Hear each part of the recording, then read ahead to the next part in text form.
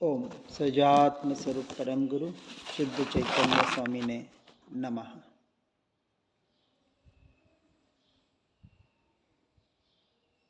हमने एक प्रश्न देखा था, पारिणामिक निष्क्रिय कैसे है।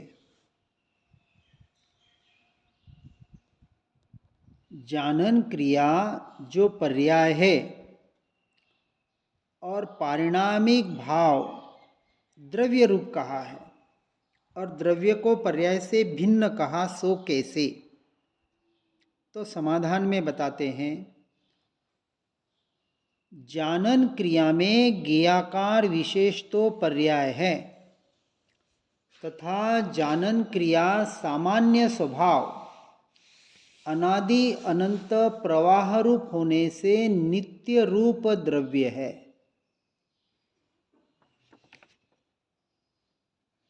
दो बात बताई कि जो जानन क्रिया हो रही है, जानना जानना जानना, ये जो निरंतर ज्ञान की पर्याय में हो रहा है, उसको ज्ञेयाकार विशेष से लिया है, क्योंकि सोपर प्रकाशक ऐसा जानना एक ही समय में दोनों का हो रहा है। उसको इस अपेक्षा से, पर्याय की अपेक्षा से कहा कि ज्ञान ज्ञेयाकार होकर भी ज्ञानाकार ही रहता है। इसलिए जो जानन क्रिया सामान्य स्वभाव है वो एक समय की पर्याय मात्र नहीं है, अनादि अनंत प्रवाह रूप होने से, उस अपेक्षा से, नित्य रूप होने से उसको द्रव्य की अपेक्षा से द्रव्य में लिया है। एक समय की होने से पर्याय में लिया और अनादि अनंत नित्य रूप होने से द्रव्य की अपेक्षा से कथन किया है। क्योंकि द्रव्य का लक्षण नित्य है और पर्याय का लक्षण अनित्य है, इसलिए द्रव्य से पर्याय को कथनचित भिन्न कहा है, सर्वथा भिन्न नहीं कहा। अब आगे बताते हैं, हम केवल ज्ञान स्वभाव को समझने की अपेक्षा से हमारी चर्चा चल रही है, क्योंकि जानन क्रिया केवल ज्ञान स्वभाव का ही अंश है और केवल ज्ञान स्वभाव अंशी तक पहुंचाने में हमें सबसे बड़ा साधन है। तो ऐसे पर्याय और गुण के आधार पर हम द्रव्य का यथार्थ निर्णय करने का यहाँ प्रयास और पुरुषार्थ करेंगे।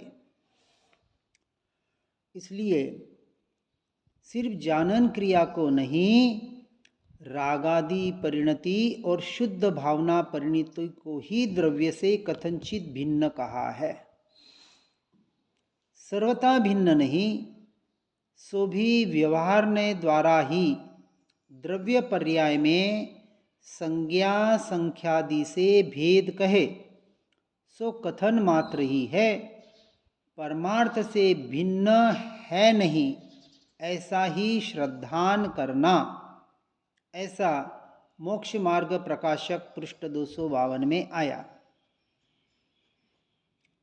इसके आधार पर जो चर्चा चल रही है कि रागादि परिणति ये भी ज्ञान में झलक रही है और शुद्ध भावना की परिणति ये भी ज्ञान में झलक रही है। अर्थात जब भावलिंगी मुनिराज छठे सातवें गुणस्थानक में झोला खाते हैं, जिसका हमें अभ्यास करना है, उनका अभ्यास नहीं होता है, उनकी साधना होती है। उस साधना का हम अभ्यास करना है, क्योंकि जिस लक्ष्य तक पहुंचना है उस लक्ष्य का ही हमें अभ्यास करना पड़ेगा।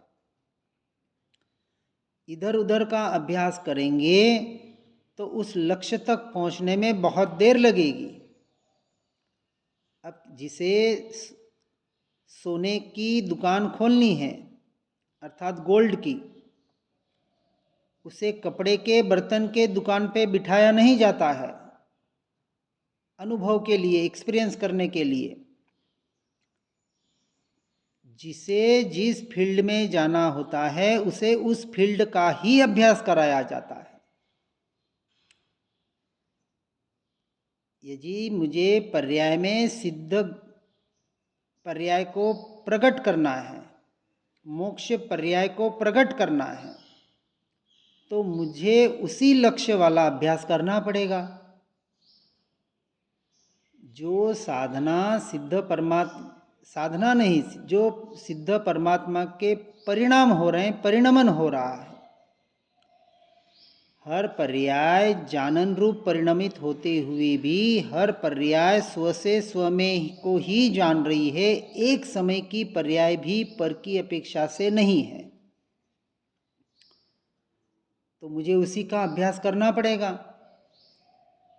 कि हर पर्याय यदि अभी पररूप परिणमित होती हुई दिखाई दे, तो उस पर रूपी परिणमन जो दिखाई दे रही है उसे अपने स्व में लाने का पुरुषार्थ करना है। यही तो साधना हुई। अर्थात रागादि परिणति से, राग मेरा स्वभाव नहीं, राग भिन्न ज्ञान भिन्न, ये भी विकल्प वहाँ नहीं अब रहेगा, क्योंकि ये भी कहीं भेद ज्ञान का विकल्प भी हमें पर का लक्ष्य कराती है। केवल ज्ञान स्वभाव की अंतिम कड़ी को हम समझने का प्रयास कर रहे हैं यहाँ। जिस साधना तक, जिस ध्येय तक, जिस साध्य की सिद्धि हमें करनी है, उसकी यह अंतिम कड़ी की चर्चा चल रही है, केवल ज्ञान स्वभाव की अपेक्षा से, कि राग भिन्न ज्ञान भिन्न, रागादि परिणति मेरा स्वरूप नहीं, ये जो नास्ति का कथन है ये तो अब वहाँ है ही नहीं। परंतु जो शुद्ध भावना रूप परिणति हो रही है कि मैं अनंत गुणों का स्वामी, अभेद, अखंड, एक, त्रिकाली, ध्रुव तत्व, चैतन्य स्वभावी भगवान आत्मा, ये जो निर्मल परिणामों की ओर ये जीव के भाव बढ़ रहे हैं, शुद्ध परम पारिणामिक भाव में, इनसे भी हमें छूटना है। अर्थात नास्ति की अपेक्षा तो पहले ही छूट गया, लेकिन आस्ति जो ग्रहण करने योग्य है, जो भाव, तो अपेक्षा से जो कथन था, उस अपेक्षा के कथन से भी हटकर जब जीव स्वयं, अर्थात स्वयं षटकारक से स्वयं में, आत्मा आत्मा में, आत्मा के लिए, आत्मा से, आत्मा द्वारा आदि, जब अपनी आत्मा में लीन होगा,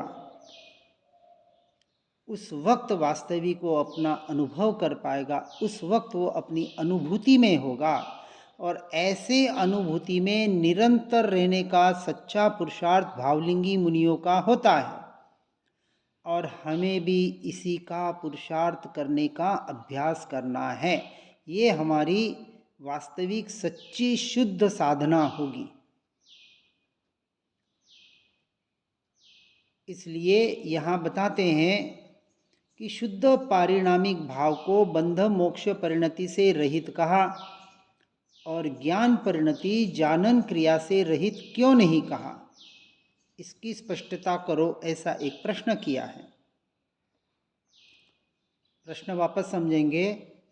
शुद्ध पारिणामिक भाव को बंध मोक्ष परिणति से रहित कहा। बंधन मोक्ष के जो परिणति है, जो परिणाम है, उससे भी शुद्ध पारिणामिक भाव रहित है, भिन्न है। परंतु वह शुद्ध पारिणामिक भाव ज्ञान परिणति से या जानन क्रिया से रहित नहीं कहा, क्योंकि जानना जानना जानना जो सामान्य भाव है वो अंत तक रहेगा, अर्थात सिद्ध बनने के बाद भी रहेगा। उनकी भी क्रिया, जानन रूप क्रिया हर समय चल रही है, इसलिए उसे उससे रहित नहीं कहा। उसके उत्तर में बताते हैं, बंध मोक्ष क्रिया जीव और पुद्गल कर्म दोनों से होती है, क्योंकि दोनों के संबंध को, बंध और संबंध टूटने को मोक्ष कहा। अकेला जीव बंध मोक्ष को प्राप्त नहीं होता। अर्थात बंध कब हुआ कि जब जीव का कर्मों के साथ संयोग हुआ, और मोक्ष कब हुआ जब जीव का उन सारे कर्मों से संयोग संबंध विच्छेद हो गया। तो वह ग्रहण और त्याग रूपी जो परिणाम है, जीव उससे भी भिन्न है। ये बात यहाँ समझना है। इसलिए अकेला जीव बंध मोक्ष को प्राप्त नहीं होता। ये एक क्रिया है ग्रहण और त्याग की। इसलिए बंध और मोक्ष भी जीव में नहीं है, पर्याय की अपेक्षा से परिणाम है। अब दूसरी बात बताते हैं। बंध मोक्ष परिणाम अनादि अनंत नहीं है, परंतु ज्ञान परिणति या जानन क्रिया स्वभाव अनादि अनंत त्रैकालिक होने से परम शुद्ध पारिणामिक भाव ही है। उसका इन बंध मोक्ष से कोई लेना देना नहीं है। आगे तीसरी बात षटकारक की अपन ने देखी। चौथी बात, जानन क्रिया तो ज्ञायक समुद्र की ही ज्ञान तरंगे अर्थात ज्ञायक भावी होने से शुद्ध है। ज्ञायक अर्थात आत्मा, आत्मा के अनंत गुण में एक ज्ञान गुण, और उस ज्ञान गुण की पर्याय ये जानन क्रिया। व्यवहार की अपेक्षा से भेद करके बताया, लेकिन निश्चय की अपेक्षा से अभेद होने की वजह से, द्रव्य गुण पर्याय अभेद होने की वजह से, हर वो पर्याय निरंतर अपने गुण का आधार और गुण अपने द्रव्य के आधार से होने से वो एक ही जब अर्थात जब उपयोग वहाँ स्थिर होता है तब वहाँ ऐसा कोई भेद नहीं होता। इस अपेक्षा से उसे अभेद कहा है और इस अपेक्षा से उसे स्वभाव कहा है। और फिर कहते हैं आत्मा तो ज्ञायक है, उस कारण ज्ञप्ति क्रिया अर्थात ये जानन क्रिया यही आत्मा है। अब द्रव्य गुण पर्याय की अपेक्षा से पूरा कथन कर दिया कि ये जो ज्ञप्ति क्रिया, ये जो जानन क्रिया निरंतर ज्ञान स्वभाव के द्वारा ज्ञान से ज्ञान में ही हो रही है और ज्ञान की ही हो रही है। तो पर्याय से गुण में आ गए कि ज्ञान मात्र, और यह ज्ञान अनंत गुणों के साथ अभेद होने की वजह से वो एक ज्ञायक भाव का को ही जोड़ता है। तो ऐसे अनंत गुणों से अपन जो देखते हैं एक प्रदेश में और एक प्रदेश से असंख्य प्रदेश में, ऐसे अभेद अखंड एक ऐसे त्रिकाली ध्रुव तत्व की ओर जब दृष्टि जाती है, इस अपेक्षा से ज्ञान ही आत्मा है, आत्मा ही ज्ञान है। अर्थात जब हम ज्ञान कहते हैं, एक हुआ ज्ञान गुण, और जब कहा कि ज्ञान मात्र अर्थात परिपूर्ण ऐसा जो शरीराकार जो हमारा आत्मा रहा हुआ है, जो ज्ञायक, तो अपने अनुभूति का विषय ज्ञान गुण नहीं होगा, वो ज्ञायक ऐसा परिपूर्ण द्रव्य दृष्टि का विषय होगा।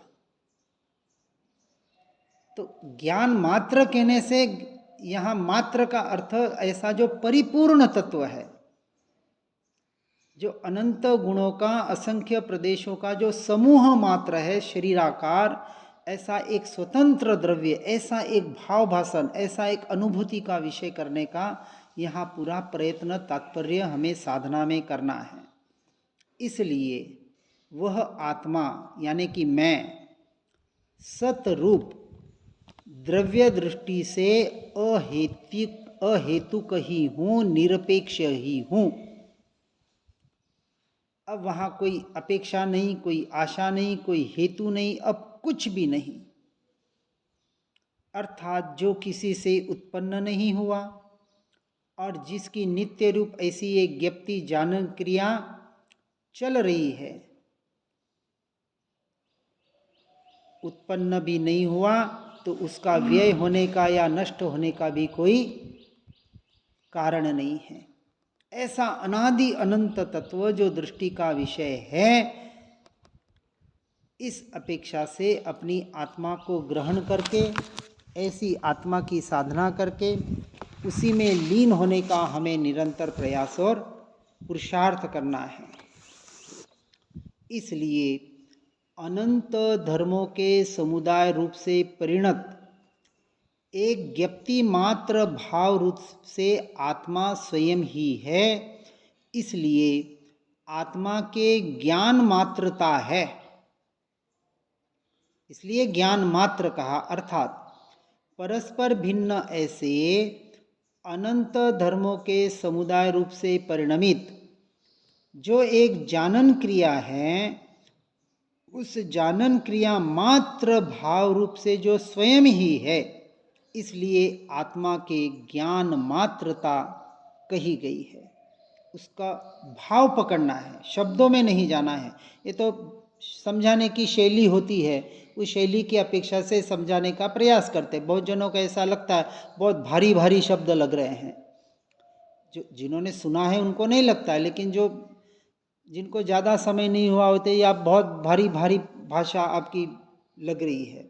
ये तो हम यहाँ समझने का शास्त्रों के माध्यम से प्रयास कर रहे हैं, लेकिन समझना इतना ही है, इतना ही स्वीकार करना है कि ये जो निरंतर जानना हो रहा है, पर द्रव्य पर भावों का भी जानना हो रहा है, उसी काल में वास्तविक मुझे मेरे ज्ञान स्वभाव का ही जानना हो रहा है। ऐसा ये ज्ञान स्वभाव जो अनंत गुणों के साथ है, एक एक प्रदेश में है, ऐसे असंख्य प्रदेश जो शरीराकार है, ऐसा भाव भाषण करके अपने त्रिकाली ध्रुव तत्व को निर्णय में, श्रद्धा में पक्का करके, उसको अनुभूति करके निरंतर उसकी प्रतीति रखने का हमें प्रयास और पुरुषार्थ करना है। पूरी साधना इतनी ही है। और इसके लिए ही जो केवल ज्ञान स्वभाव की चर्चा यहाँ चली, उस केवल यानी अब ये निर्णय करना है, इस बात को ध्यान में रखना है कि ये ठीक है, चर्चाएं तो बहुत चलती है और बहुत चलती रहेगी, लेकिन इस स्वाध्याय और सत्संग के माध्यम से जो बताया जा रहा है उसको यथार्थ रूप से ग्रहण करके, पर द्रव्य पर भाव यदि जब मेरा स्वरूप ही नहीं है और यदि पर द्रव्यों में हमारा अटकना हो रहा है, तो व्यवहार की अपेक्षा से वहाँ से भी जल्दी से जल्दी अपने भूमिका के अनुसार हम कैसे छूट सकते हैं, इसका भी व्यवहार से प्रयोजन करके, क्योंकि पर भावों से छूटना है तो पर द्रव्यों से छूटना पड़ेगा। पूरा मोक्ष का मार्ग वैराग्य का मार्ग है, संसार से छूटने का मार्ग है। ये मत समझ लेना कि संसार में रह के ही हम मोक्ष की प्राप्ति कर लेंगे, क्योंकि दोनों विरुद्ध दिशा है। संसार चाहिए तो मोक्ष तीनों लोक में, तीनों काल में कभी नहीं मिलेगा, और मोक्ष चाहिए तो आज नहीं तो कल इस संसार से, इन पर द्रव्यों से, उसके निमित्त से होने वाले पर भावों से छूटना ही पड़ेगा। किसके लक्ष्य से? स्वभाव के लक्ष्य से। इसके अलावा मोक्ष मार्ग की दूसरी कोई साधना नहीं है। यदि बहुत भारी लग रहा हो तो मोक्ष को भूल जाना। देखो, कोई भी वस्तु पहले पहले भारी लगती है, कठिन लगती है, अरे कैसे करेंगे, होगा कि नहीं होगा, क्या होगा, लेकिन जैसे जैसे करने लगते हैं उसकी आदत बनने लग जाती है, वैसे वैसे वे वस्तु इतनी सहज होने लग जाती है। अब पुद्गल में एकत्व करने का, ममत्व करने का अनादि का संस्कार है, तो एक सेकंड में उसमें एकत्व, ममत्व, मैं मेरापना हो जाता है। अब जीव में मैं मेरापना करने की आदत ही नहीं है, तो पहले आदत डालनी पड़ेगी, और वो आदत इतनी तीव्र हो जाएगी कि फिर उसके लिए आपको कोई विशेष प्रयत्न करने नहीं पड़ेंगे, सहज ही आपके परिणाम स्वभाव रूप होने लग जाएंगे। इसलिए इसी का नाम तो साधना है, इसी का नाम पुरुषार्थ है। हर जीव ऐसे साधन का प्रयोग करके अपने साधना के द्वारा साध्य की सिद्धि करके अपने ध्येय को प्राप्त करे। इसी भावना के साथ जिनाज्ञा विरुद्ध कुछ भी कहने में आया हो, शास्त्र के विरुद्ध कुछ भी भूल से कथन आया हो, तो मिच्छामि दुक्कडम उत्तम क्षमा। श्री जिनवाणी जिनवर वाणी जग जीवों को सुखदानी, मोह विनाशक तत्व प्रकाशक भविक जनों के मन आनी। पूर्ण ज्ञान के महासिंधु से रत्नत्रय के रत्न मिले, ज्ञान भानु का उदय हुआ है, भव्यों के ही कमल खिले। मोह मान अज्ञान तिमिर को ज्ञान किरण से दूर किया, सुनय जगाती कुनय भगाती स्यादवाद का मार्ग दिया। वस्तु स्वरूप यथार्थ बताया, बतलाया निज आत्मरा। धन्य धन्य जिनवाणी माता, शत शत वंदन सतत प्रणाम। शत शत वंदन सतत प्रणाम, सतत प्रणाम। ओम नमः सिद्धम।